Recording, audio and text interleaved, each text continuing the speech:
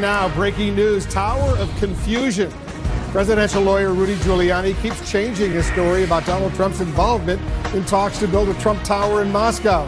After first saying those talks went right up to the 2016 election, is Giuliani intentionally now trying to confuse the issue? Shut down, shut out. As nearly 1 million federal workers face another payday without pay, Democrats reject President Trump's proposal offering temporary protection for some immigrants in exchange for border wall funding. I had the honor announcing her bid. Senator Kamala Harris declares she's running for president, joining an already crowded field of Democrats hoping to make it to the White House. Does Harris have a message that can help her stand out from the crowd? And seductress changes tune. A woman who bills herself as a professional seductress and claims knowledge of the Kremlin's election meddling is now in a Russian jail. Why is she apologizing to a Russian billionaire at the center of the Mueller probe? I'm Wolf Blitzer. You're in the Situation Room.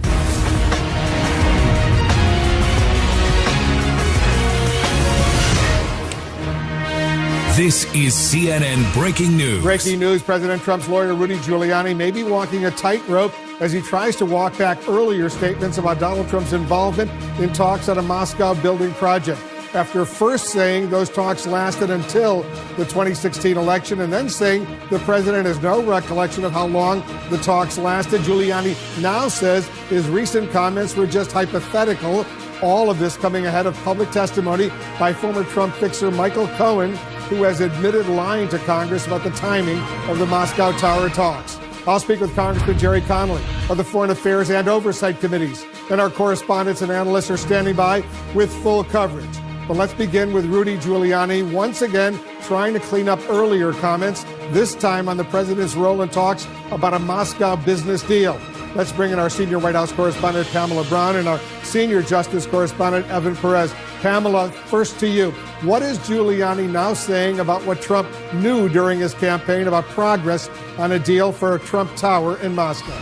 Well, Wolf, yesterday, Rudy Giuliani was on a media tour. Today, it appears he is on a cleanup tour because what he said yesterday about discussions involving Trump Tower Moscow during the campaign had serious implications for President Donald Trump. So let's go back and take a look at what he initially said.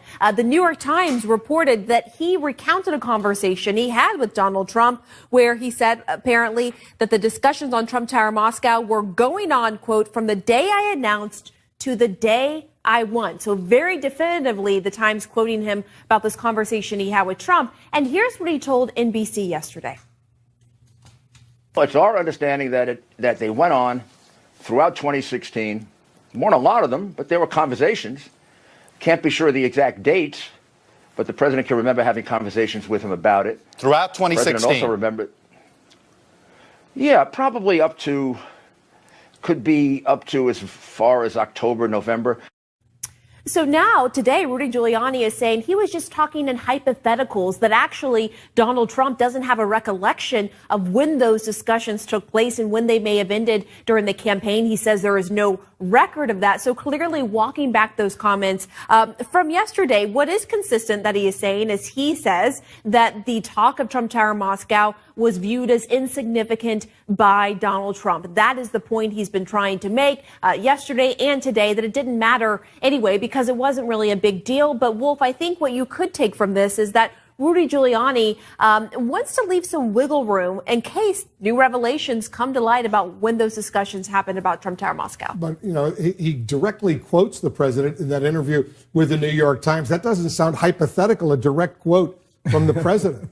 Right. He's sort of been all over the map when it comes to this issue. He has said previously it may have happened during the campaign. Then what made the New York Times story really stand out is that he is quoting apparently what the president told him, that it happened, I quote again, it was going on from the day I announced to the day I won. So through Election Day, which certainly changes the time frame from what we previously knew. June of 2016 is when Michael Cohen said those discussions ended. Wolf. You know, Evan, it's interesting because the president has already said, and I'm quoting him now, even if I did negotiate while campaigning, so what? And listen to what else he said. There would be nothing wrong if I did do it. I was running my business while I was campaigning. There was a good chance that I wouldn't have won, in which case I would have gone back into the business. And why should I lose lots of opportunities? So he was negotiating a potential deal for a Trump Tower in Moscow throughout 2016 until the election, November of 2016. But he was also talking about the U.S.-Russian relationship and how he wanted to improve it. Right. I think that's the reason why this matters. I think the context here, Wolf, is that you have the standard bearer, one of the two candidates for running for president of the United States, talking about one of the most important consequential relationships, foreign relationships that the United States has. He is undermining NATO at the time, talking about how it's irrelevant, how it's outlived its usefulness.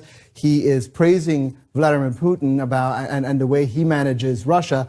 And at the same time, his personal attorney is pursuing a business deal that would have netted the Trump organization probably hundreds of millions of dollars if it had gone through. So that's the reason why it matters. Here's a listen, a little bit of what the candidate Trump talked about during that time. Russia, if you're listening, I hope you're able to find the 30,000 emails that are missing.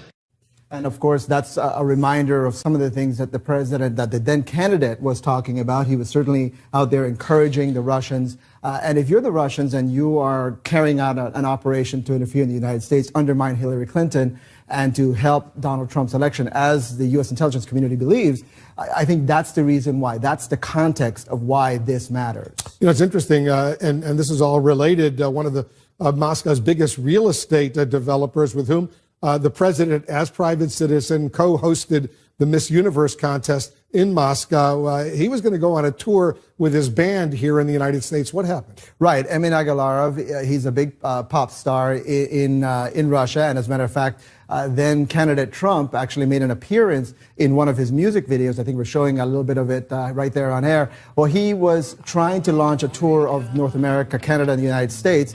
His lawyers were in negotiations with the special counsel Robert Mueller, as well as the congressional committees, for him to provide testimony. In the end, they could not reach terms, according to the lawyer who told Karos Canal that essentially they could not reach an agreement whereby he could appear voluntarily without a subpoena. Now, it's important because if he had appeared with a subpoena, he would perhaps expose himself if he did not provide all of the documents, perhaps that the special counsel and the congressional committees were looking for. So I think that's the context of why this matters. So, look, I think this means that, Wolf, you're going to have to make summer concert plans that do not include. Yeah, I've already had my tickets. I know, Pamela, you had your tickets ready to go. Cardi B is still going on. All right, we'll get some other tickets. That video, by the way, that was sort of fake video. That was an actor playing Donald Trump that came out after he was already elected. But the song is good if you like that kind of music. Yeah, I liked it. All right, guys. Stick around. There's more news we're following. Pamela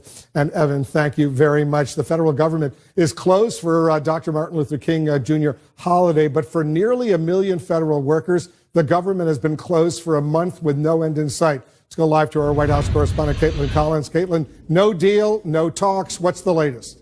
Yeah, and no closer to reopening the government either tonight, Wolf. Now, we know President Trump is growing frustrated by those polls that show more Americans are holding him responsible for the government shutdown than they are Democrats. So in turn, the White House and Republicans are trying to put Democrats on defense. That's why you saw the president lay out that proposal on Saturday that Democrats said didn't go far enough, and the president's immigration hardline base said went way too far. Essentially, Wolf, as far as talks go, we're right where we started 31 days ago. President Trump making an unannounced visit to the Martin Luther King Jr. Memorial in Washington today. It's a great day. It's a beautiful day. And thank you for being here. But declining during his 2-minute-long trip to answer any questions on the longest government shutdown in history. Can you come and talk about the shutdown at all? Now 31 days old, with 800,000 federal workers bracing to miss their second paycheck. Hopes to end the stalemate remained slim this weekend as Trump blasted House Speaker Nancy Pelosi as a radical Democrat who's lost control of her party. Those tweets coming after Pelosi immediately rejected Trump's latest proposal to restore 3 years of deportation protections for some immigrants, including many of those brought to the country illegally as children, in exchange for $5.7 billion for his border wall. Number one is 3 years of legislative relief for 700,000 DACA recipients brought here unlawfully by their parents at a young age many years ago. Democrats declared the offer dead on arrival. If he opens up the government, we'll discuss whatever he offers, but hostage-taking should not work. It's very hard to negotiate when a gun is held to your head. And immigration hardliners dismissed it as amnesty, including Ann Coulter, who tweeted, "We voted for Trump and got Jeb Bush."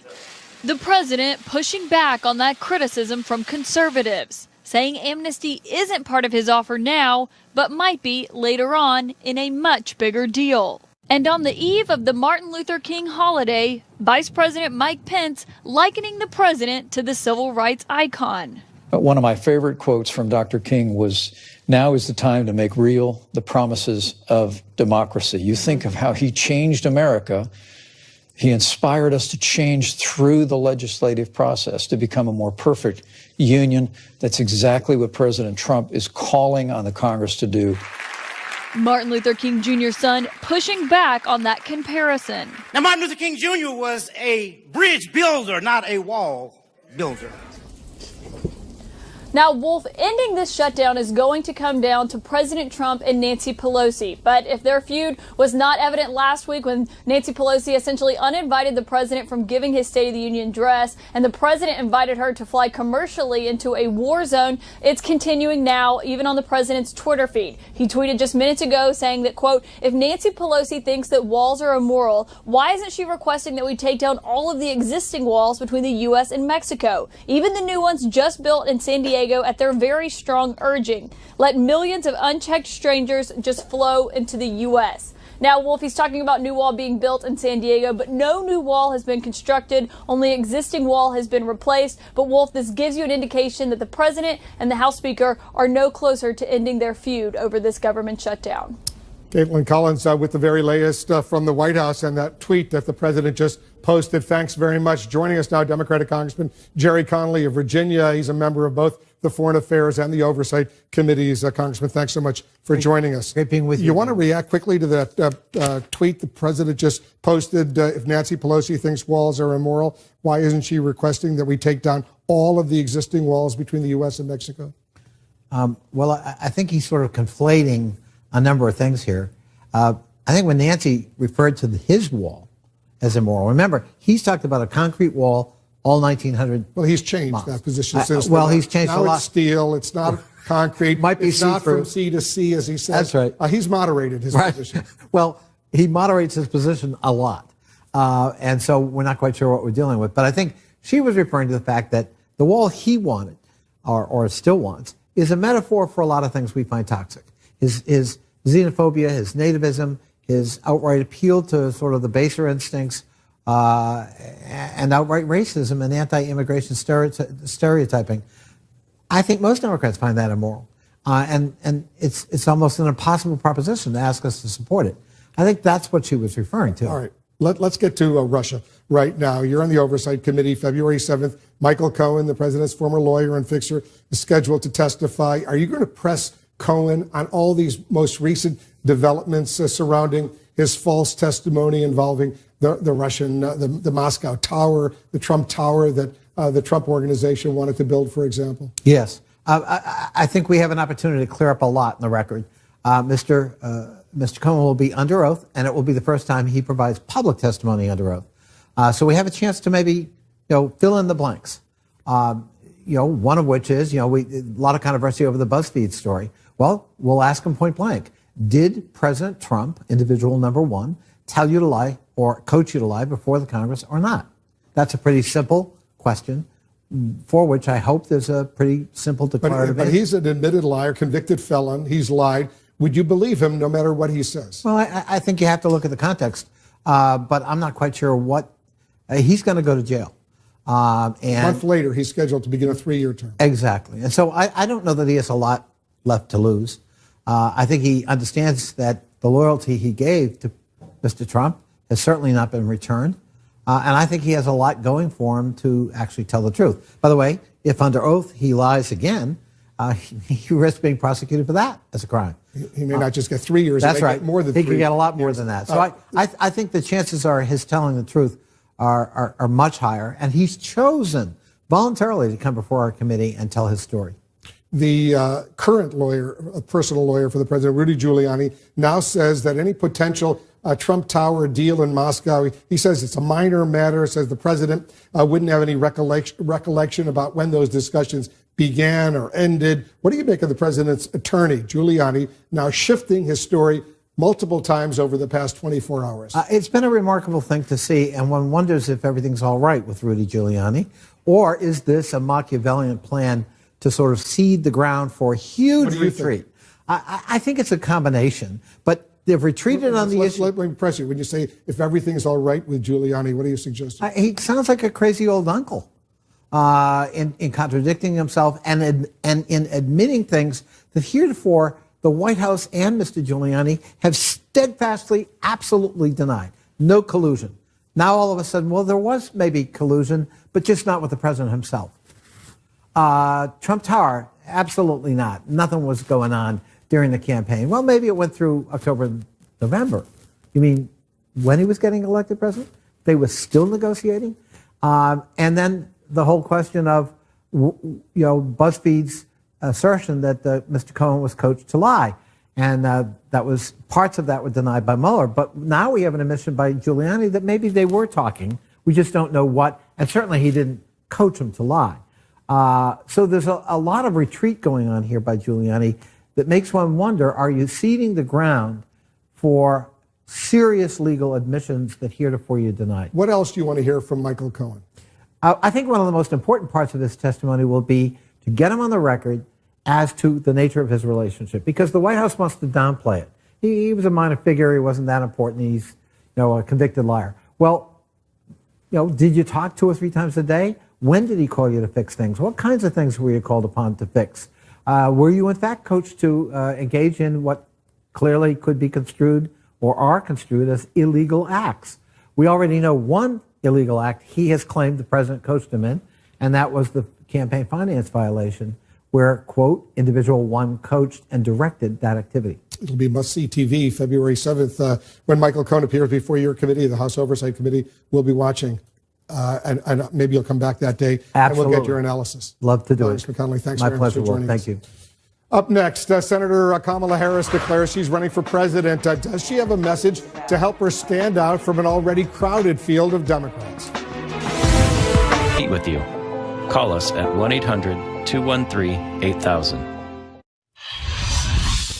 Democratic presidential hopefuls and those still thinking about a run were out in force on this MLK holiday, and the field grew even larger today as Senator Kamala Harris of California announced she's entering the race. Our senior national correspondent, Kyung Law, is here in the Situation Room with us. Kyung, you've been covering her. How is she planning on distinguishing herself from this already pretty crowded field? Essentially, she's asking Democratic voters to look at who she is and where she comes from. She is the daughter of immigrants. She is a biracial woman. She is a woman of color, and she's somebody who comes from a state that is in direct opposition to the Trump agenda. And she was the attorney general of that state as a top cop. And she says, as the prosecutor of California, she sought and fought for the truth, something she'll seek to do as a candidate.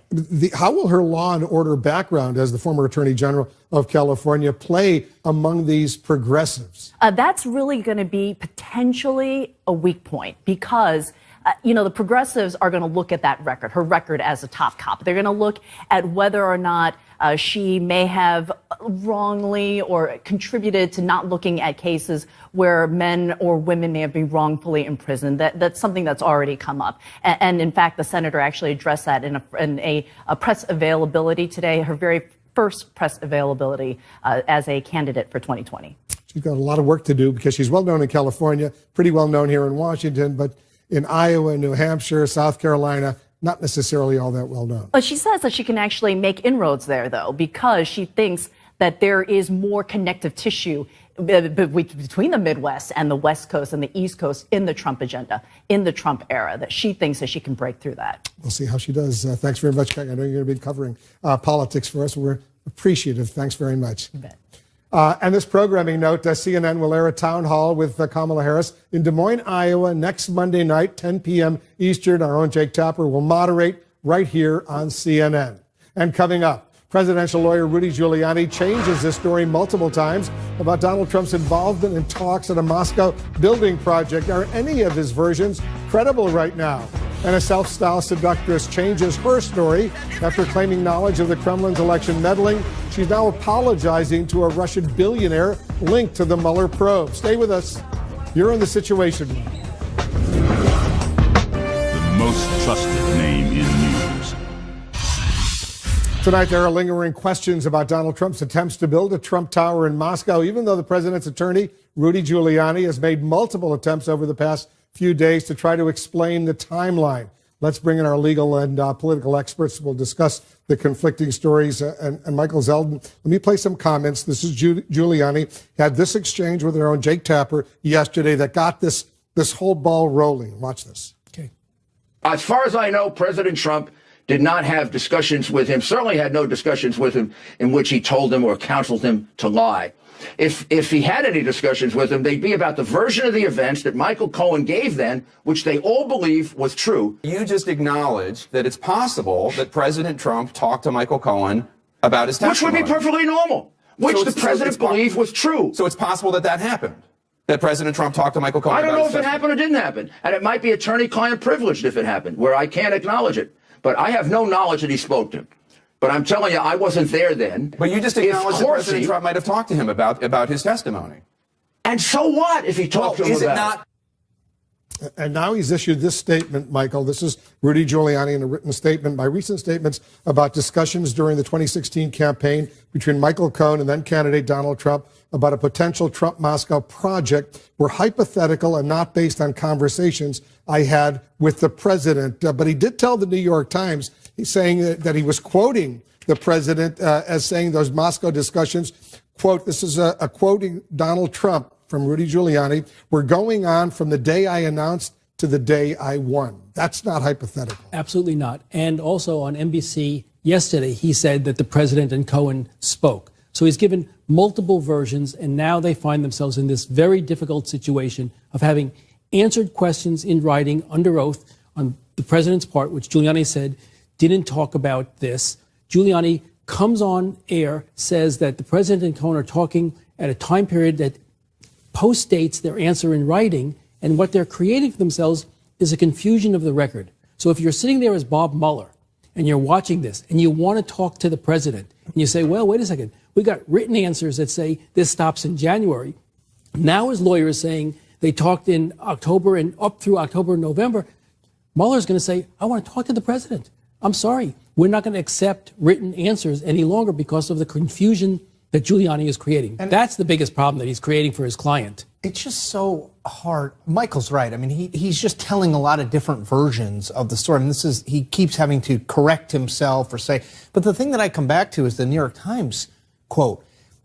How can you say the president said the conversations are happening from the day I announced to the day I won in a quote? The president said X and then say, well, I was only speaking in the hypothetical. Like those two things don't. I get the point. Well, but you can't directly quote the president of the United States telling you something and then 24 or 48 hours walk it back and say, well, actually, these were hypothetical. Well, where did the quote come from? Did he make the quote up? I mean, maybe he just made the quote up because he was talking about a hypothetical, but you have to say, well, the president would have said to me, not the president said to me. But wait, the humor gets better here. I mean, the humor gets, we just heard Giuliani say that he doesn't know that conversation weaving around. Yeah. He doesn't know whether there was a conversation or not. But earlier he says they did not discuss or the president did not encourage him to lie. So which is it? No, but the point is. Which is it? But I don't know what your point is because it's all over. But the point is, if you're Bob Mueller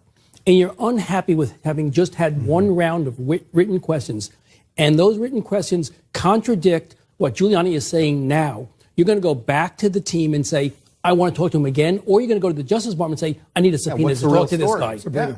Well, this is the thing about Rudy Giuliani. If there's one thing he's been consistent about, it's in being remarkably inconsistent in his telling of events. And this is kind of reminiscent of when he said almost unequivocally that the president was in fact aware of the hush money that Michael Cohen paid to Stormy Daniels, and then later he tried to walk that back. I think the thing about Giuliani is his story has changed from the very beginning with respect to the Russia investigation. He first said that there was no collusion. Then he shifted to saying, well, collusion is not a crime. More recently, he's been saying, I never said that there was no collusion between the Trump campaign and Moscow. And what that speaks to is the way in which the president's legal team has on multiple occasions been caught flat-footed, because it's very clear that they don't actually know what transpired during the course of the campaign. And so all Rudy Giuliani has left to do is to sow confusion and to obfuscate.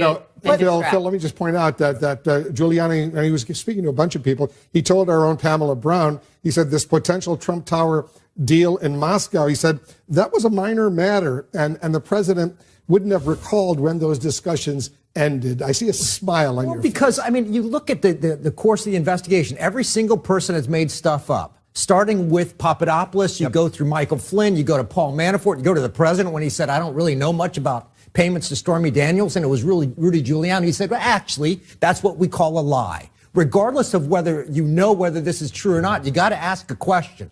Number one, as those conversations continued related to the tower, were there also conversations with people about, for example, what Russia policy should be, what the Americans should be doing on sanctions? And number two, based on the number of lies in this investigation, did people tell you the truth, including the president in his written responses to the special counsel along the way? And my answer is going to be the record says if they spoke, they lied. And can I add a third question that's not as Mueller related? Why is Rudy Giuliani still Donald Trump's lead lawyer and lead public lawyer and lead face?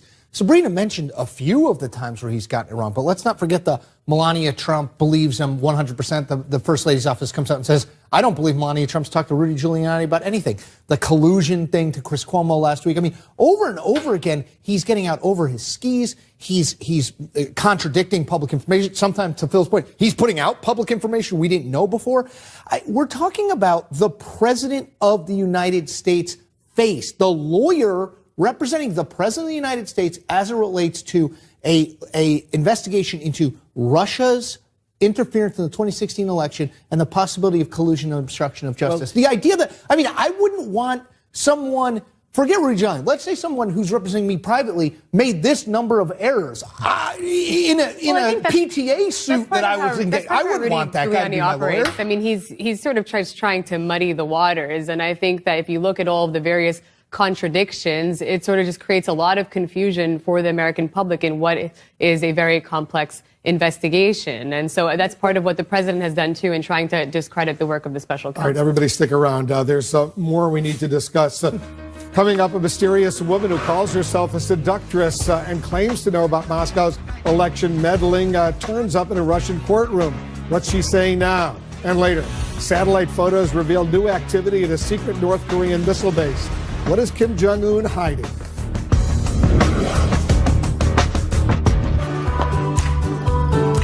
Dog walking service. Brought to you by ADT, the #1 smart home security provider. A mysterious woman who describes herself as a seductress and claims inside knowledge of Moscow's election meddling has turned up in a Russian court.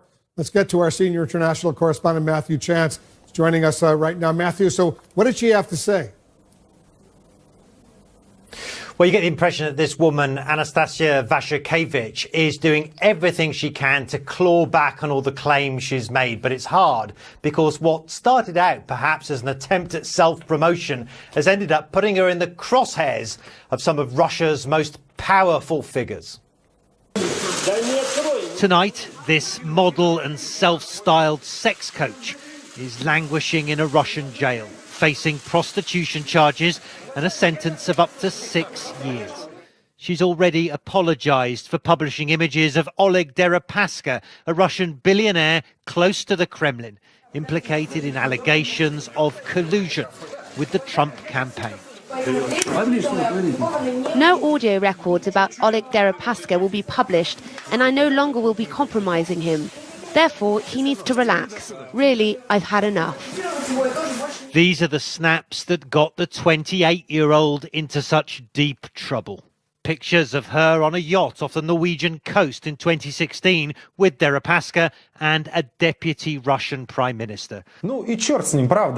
Pictures of her on a yacht off the Norwegian coast in 2016 with Deripaska and a deputy Russian prime minister. Russia's main opposition leader seized on the images as evidence of collusion, suggesting the two men, who can be heard discussing US-Russia relations, linked the Kremlin and figures close to Trump.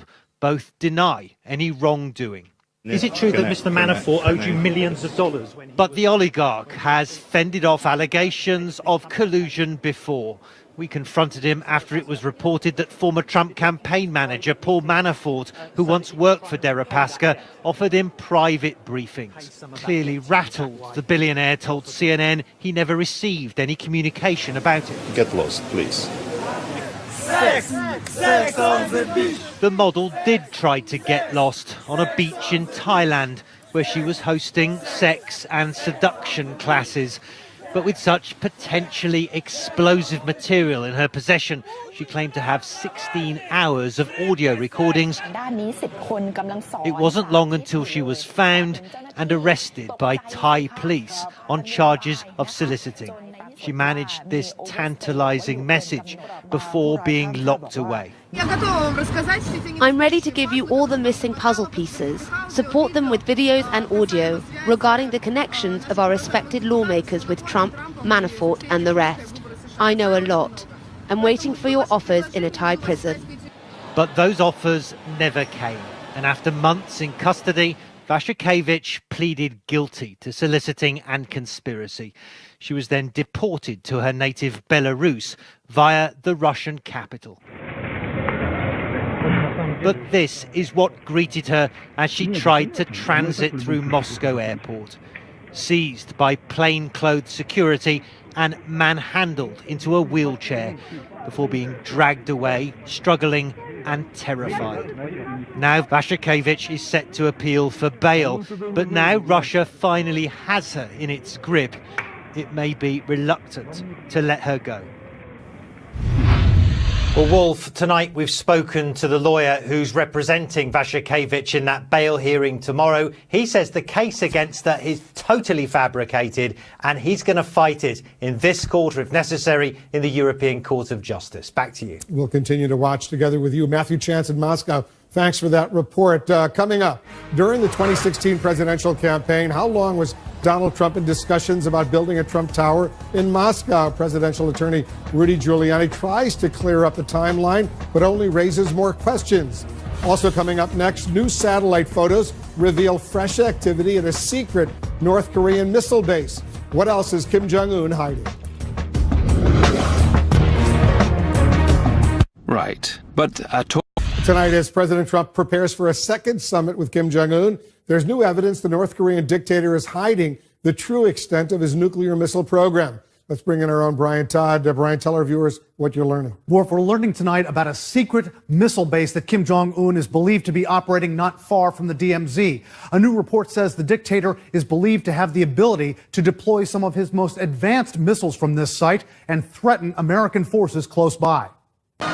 Tonight, it appears Kim Jong-un is continuing to operate a secret, dangerous web of hidden missile bases, even while he corresponds with President Trump about a second summit with the U.S. aim of getting rid of his nuclear weapons.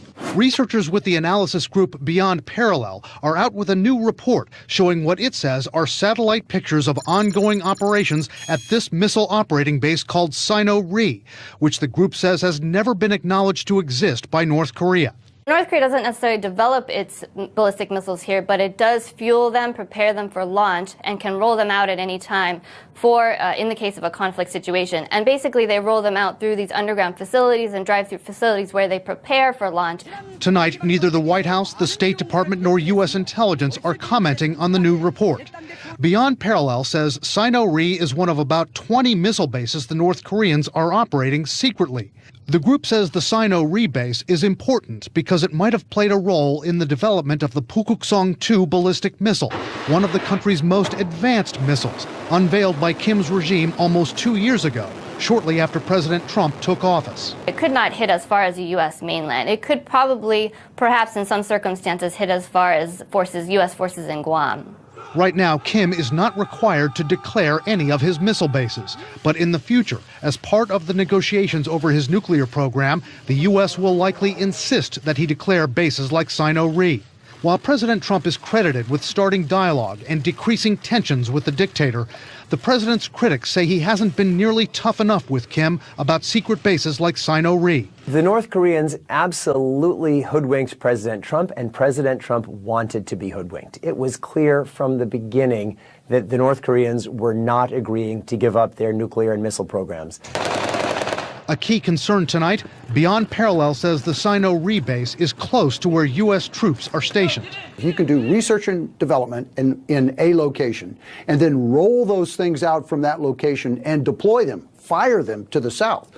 There's no intelligence warning. There's no warning to U.S. troops. Analysts say even if North Korea is someday required to disclose bases like Sino-Ri, look for Kim and his regime to keep those bases secret as long as they can. Because if U.S. negotiations with North Korea break down in the future and both sides resume a hostile posture toward one another, those missile bases would likely be placed on a U.S. target list. And the North Koreans full well know that. Wolf? You know, Brian, if the North Koreans were to fire off missiles from this base near the DMZ, do American and South Korean forces have missile defense batteries which can take out those missiles? They do, Wolf. The THAAD missile defense batteries, which the U.S. deploys in the region, they can take out some of those missiles. But experts say if North Korea floods the zone with missiles, fires dozens of them at a time, those THAAD batteries are not going to be able to hit all of them. All right, Brian, thank you. Brian Todd reporting. Coming up, presidential lawyer Rudy Giuliani keeps changing his story about Donald Trump's involvement in talks to build a Trump Tower in Moscow. Is Giuliani intentionally trying to confuse the issue?